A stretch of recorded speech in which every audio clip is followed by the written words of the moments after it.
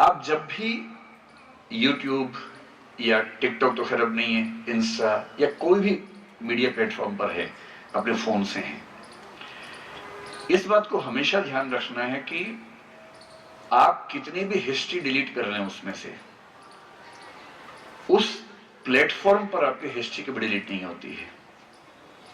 आप कहां कहां गए, आपने क्या क्या देखा, कितने समय के लिए देखा, आपने कौन सी वेबसाइट को सर्च किया, कौन से यूट्यूब चैनल को सर्च किया, कौन से वीडियो को सर्च किया, आप इनकॉग्निटो मोड में देखेंगे, आप हिस्ट्री डिलीट कर देंगे, कुछ भी कर लीजिए, वो डिलीट नहीं होता है।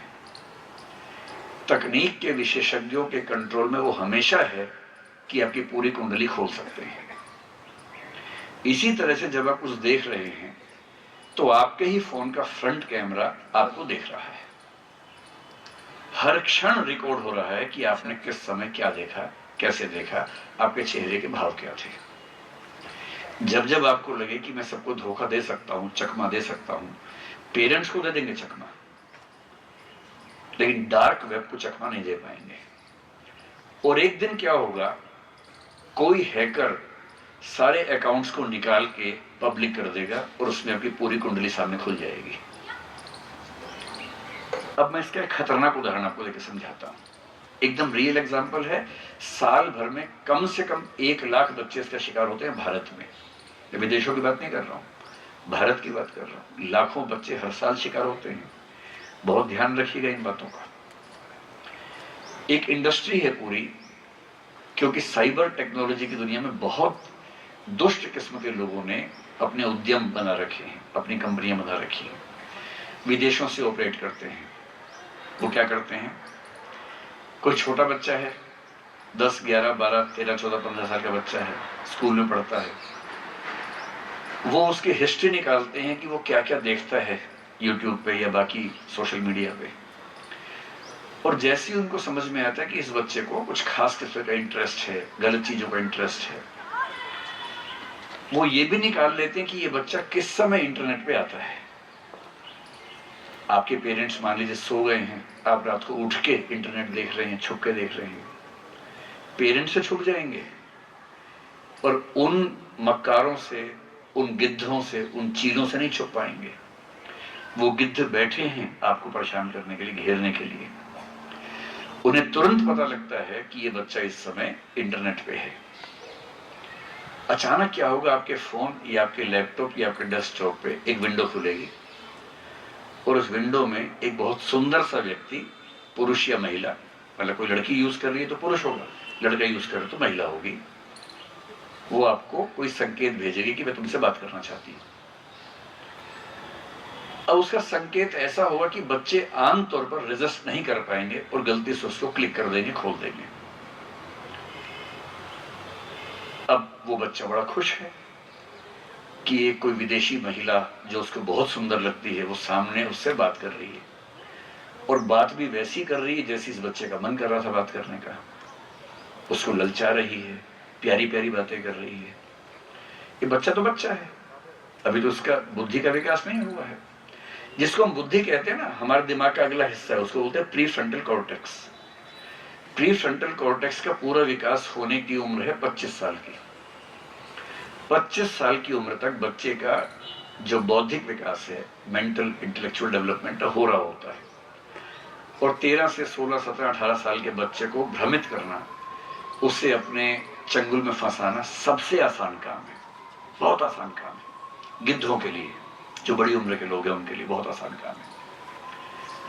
अब आप उत्साहित होकर बात करने लगेंगे, उधर से बात आ रही है, जवाब आ रहा है, और अचानक क्या होता है, मैं कुछ ऐसी बातें बोल रहा हूं, मतलब प्रिंसिपल साहब मुझे माफ करेंगे लेकिन बोलना जरूरी है मेरे ख्याल से। ये 6वीं 7वीं के जो बच्चे हैं उनको ये पता होना बहुत जरूरी है, वरना पेरेंट्स और बच्चे उन मुद्दों पर बातें नहीं कर पाते जिनमें बात करना बहुत जरूरी है। तो मैं जानबूझ के बात करता हूँ।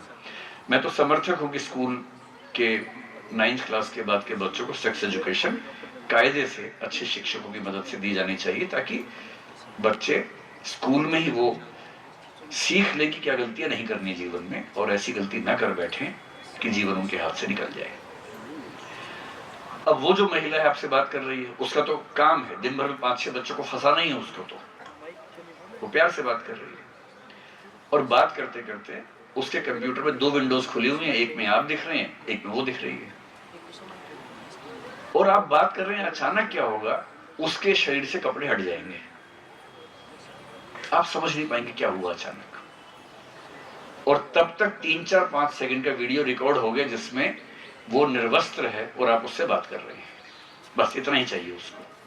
और वो आपसे बात करने से पहले आपके सोशल मीडिया प्रोफाइल पे जाके आपके पेरेंट्स, आपके सारे दोस्त, सारे रिश्तेदार, सबका प्रोफाइल निकालते हैं, सबके फोन नंबर निकाल लेते हैं। बहुत आसान काम है, एक अच्छे हैकर को मुश्किल से 10 मिनट लगते हैं वो सब निकालने में। आप तो कम उम्र के बच्चे हैं, आपको लग रहा है कि ये तो कितनी रहस्यमय दुनिया है, कितनी सुंदर दुनिया है। बस 2 मिनट की बात है।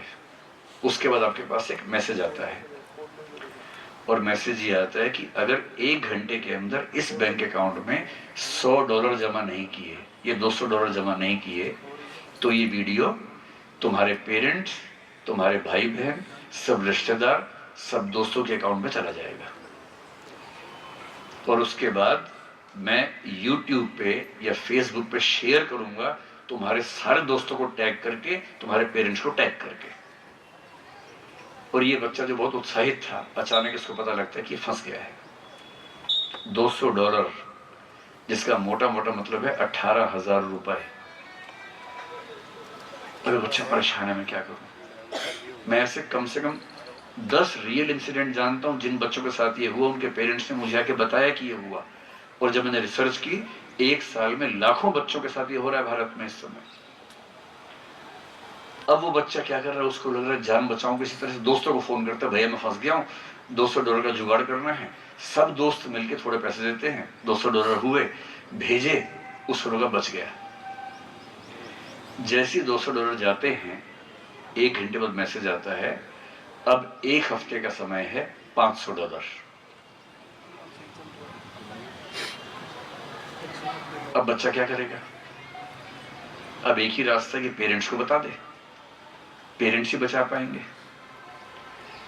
जो पेरेंट्स को बता देते हैं, थोड़ी डांट पड़ती है, कभी कभी थोड़ी पिटाई होती है, लेकिन पेरेंट्स कम से कम बचा लेते हैं। दुख तब होता है जब बच्चे अपने पेरेंट्स को बता भी नहीं पाते हैं।